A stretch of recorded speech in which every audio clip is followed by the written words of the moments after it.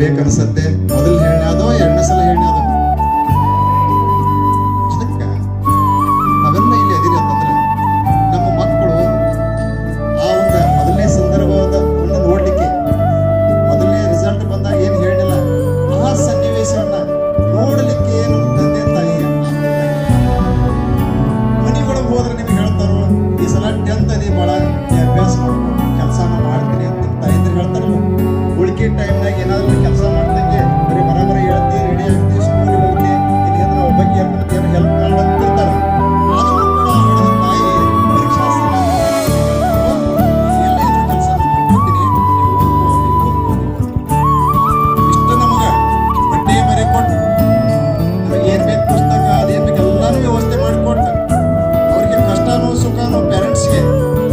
ಆದರೆ ನಮ್ಮ ಮಕ್ಕಳು ಸಮಾಜಮುಖಿಯಾಗಿ ಬೆಳಿಬೇಕು, ಸಮಾಜದಲ್ಲಿ ಹೆಸರು ತರಬೇಕು, ಉತ್ತಮ ಸ್ಥಾನಕ್ಕೆ ಮುಟ್ಟಬೇಕು ಅಂತಕ್ಕಂಥ ಒಂದು ಗುರಿಯನ್ನು ಇಟ್ಟುಕೊಂಡು ನಮಗೆ ಇದೆಲ್ಲ ಒಂದು ಪ್ರೊವೈಡ್ ಮಾಡಿದ್ದಾರೆ.